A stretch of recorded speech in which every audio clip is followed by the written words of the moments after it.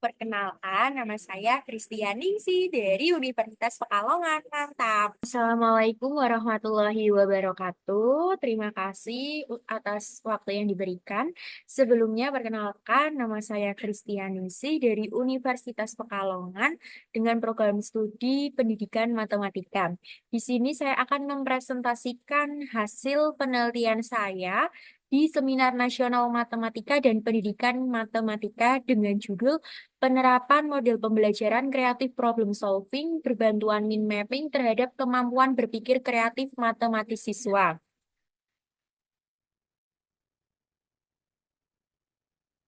Untuk yang pertama ada latar belakang penelitian. Yang pertama yaitu kurikulum Merdeka mengharuskan siswa memiliki berprofil Pancasila yang harus memiliki kemampuan pemikiran kreatif, merdeka dalam berpikir, dan inovatif terhadap perubahan.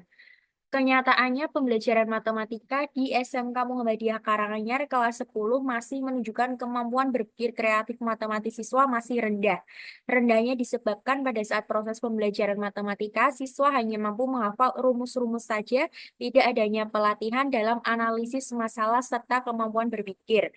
Kemudian, dalam menyelesaikan masalah, siswa cenderung hanya menggunakan satu solusi saja, meniru jawaban yang disampaikan oleh guru sehingga diperlukannya model pembelajaran yang dapat meningkatkan kemampuan berpikir kreatif matematis siswa, sehingga dapat melatih siswa untuk memunculkan berbagai ide solusi.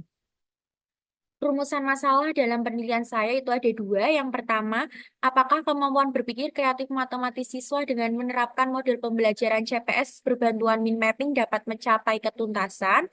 Yang kedua, apakah rata-rata kemampuan berpikir kreatif matematis siswa dengan penerapan model pembelajaran CPS berbantuan mind mapping lebih baik daripada rata-rata kemampuan berpikir kreatif matematis siswa dengan penerapan model pembelajaran konvensional? Adapun tujuan dan manfaat penelitian saya, yang pertama yaitu untuk mengetahui kemampuan berpikir kreatif matematis siswa dengan menerapkan model pembelajaran CPS berbantuan mind mapping dapat mencapai ketuntasan. Yang kedua, untuk mengetahui rata-rata kemampuan berpikir kreatif matematis siswa dengan penerapan model pembelajaran CPS berbantuan mind mapping lebih baik daripada rata-rata kemampuan berpikir kreatif matematis siswa dengan penerapan model pembelajaran konvensional. Untuk manfaatnya yaitu bagi peneliti dapat memperoleh pengetahuan dan wawasan yang lebih luas terkait model pembelajaran CPS berbantuan mind mapping guna membantu siswa dalam pembelajaran di kelas sehingga mendapatkan hasil yang peningkatan. Adapun landasan teori dalam penelitian saya, yaitu penelitian yang relevan, yaitu dari Vika Widya pada tahun 2020 yang berjudul Perbandingan Model Problem Based Learning dengan Creative Problem Solving dan Cooperative Learning terhadap kemampuan berpikir kreatif matematis dan self-efisasi siswa yang menunjukkan hasilnya bahwa siswa yang menerapkan CPS dengan pembelajaran PBL memiliki kemampuan berpikir kreatif matematis siswa yang lebih tinggi dan menunjukkan self-efisiensi yang lebih tinggi. Untuk yang landasan teori yang pertama, ada pembelajaran matematika. Di dalam pembelajaran matematika terdapat 4C, yaitu communication, collaboration, creativity and innovation, dan critical thinking, dan problem solving. Kemudian, apa sih yang dimaksud dengan creative problem solving? Merupakan suatu model pembelajaran yang berfokus pada keterampilan pemecahan masalah dan penguatan keterampilan. Adapun 4 sintaks tahap atau tahapan pembelajaran di dalam creative problem sendiri itu ada 4. Yang pertama klasifikasi masalah, yang kedua ada perencanaan strategi atau brainstorming, yang ketiga ada evaluasi dan pemilihan, dan yang keempat ada implementasi. Kemudian, kemampuan berpikir kreatif matematis. Berpikir kreatif dapat didefinisikan sebagai cara berpikir yang dapat menghasilkan sesuatu bersifat baru, seperti ide, gagasan, pemahaman, atau penemuan baru. Adapun 4 indikator di dalam kemampuan berpikir kreatif matematis siswa, yaitu yang pertama ada fluency atau kelancaran, yang kedua ada flexibility atau keluasan, yang ketiga ada originality atau keaslian, dan yang keempat ada elaboration atau kerincian. Kemudian media min mapping. Media min mapping merupakan media pembelajaran yang bertujuan untuk meningkatkan pengetahuan siswa melalui kegiatan kreatif yang dapat menggabungkan konsep-konsep penting ke dalam peta pikiran yang mudah dipahami oleh siswa. Hipotesis dalam penelitian saya yaitu ada dua. Yang pertama, kemampuan berpikir kreatif matematis siswa dengan menerapkan model pembelajaran CPS berbantuan mind mapping dapat mencapai ketuntasan. Dan yang kedua, rata-rata kemampuan berpikir kreatif matematis siswa dengan penerapan model pembelajaran CPS berbantuan mind mapping lebih baik daripada rata-rata kemampuan berpikir kreatif matematis siswa dengan penerapan model pembelajaran konvensional. Kemudian metode penelitian. Pada penelitian saya, jenis penelitiannya yaitu penelitian kuantitatif dengan metode eksperimen dan desain post-test only control group design. Untuk tempat penelitiannya yaitu ada di SMK Muhammadiyah Karanganyar.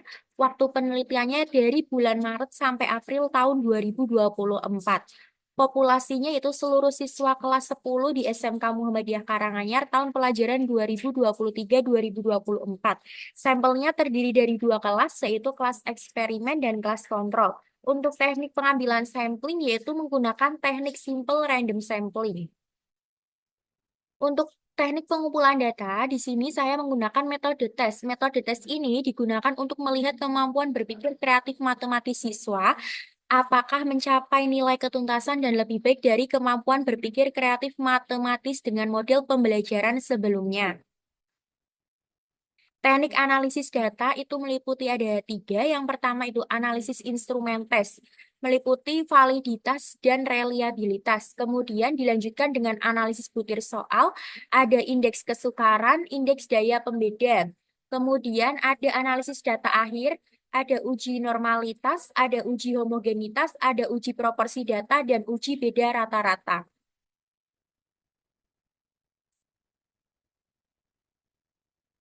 Hasil analisis instrumen uji coba. Untuk yang pertama, validitas. Berdasarkan uji validitas terhadap dua validator diperoleh nilai validitas sebesar 0,766 yang termasuk dalam kategori sedang. Di dalam uji reliabilitas diperoleh nilai reliable sebesar 0,682. Dalam indeks daya pembeda didapatkan hasil bahwa soal nomor satu termasuk kategori cukup baik, sedangkan soal nomor 2, 3, dan 4 termasuk kategori sangat baik. Dan hasil di indeks kesukaran soal, semua soal nomor satu, 2, 3, dan 4 termasuk dalam kategori sedang. Hasil penelitian pada uji prasyarat. Uji prasyarat itu meliputi uji normalitas data dan uji homogenitas data. Di dalam uji normalitas data diperoleh L hitung sebesar 0,10909 dengan L tabelnya 0,147767 yang artinya L hitung kurang dari L tabel. Karena L hitung kurang dari L tabel sehingga H0 diterima. Dan kesimpulannya, data berasal dari populasi yang berdistribusi normal. Kemudian, pada uji homogenitas data. Untuk uji homogenitas data diperoleh C kuadrat dengan nilai C kuadrat hitungnya 2,6363, C kuadrat tabelnya 3,8415. Keputusannya itu H0 diterima dan kesimpulannya memiliki variansi yang homogen. Karena dalam uji prasyarat tadi, uji homogenitas dan uji normalitas itu data bersifat normal dan data memiliki populasi yang homogen, maka dilanjutkan dengan uji hipotesis. Untuk uji hipotesis sendiri, yang pertama kita menggunakan uji proporsi data. Diperoleh dengan Z hitung nilainya 2,309 dan Z tabelnya 1,645. Sehingga Z hitung lebih dari Z tabel dan keputusannya H0 ditolak. Dengan maka dapat kita simpulkan bahwa proporsi siswa yang diajarkan dengan model pembelajaran CPS berbantuan mind mapping itu mencapai ketuntasan dengan melebihi 75%. Kemudian uji hipotesis berikutnya yaitu uji perbedaan rerata. Uji perbedaan rerata ini untuk melihat apakah ada perbedaan lebih baik mana menggunakan model pembelajaran CPS atau lebih baik menggunakan model pembelajaran konvensional yang sudah diterapkan guru sebelumnya.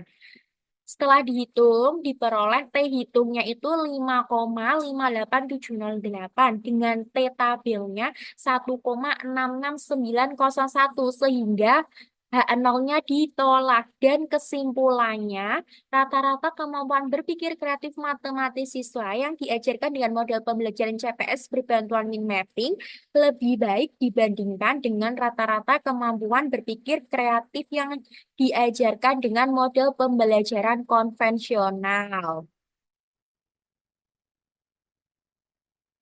Kemudian, dari hasil dan pembahasan penelitian saya menghasilkan satu, kemampuan berpikir kreatif matematis siswa yang diajarkan dengan model pembelajaran CPS berbantuan mind mapping dapat mencapai ketuntasan.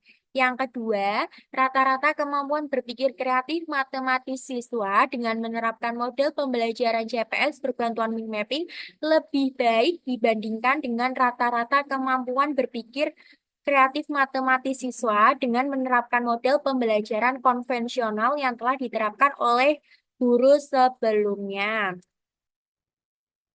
Sekian dan terima kasih atas presentasi yang dapat saya sampaikan. Kurang lebihnya mohon maaf.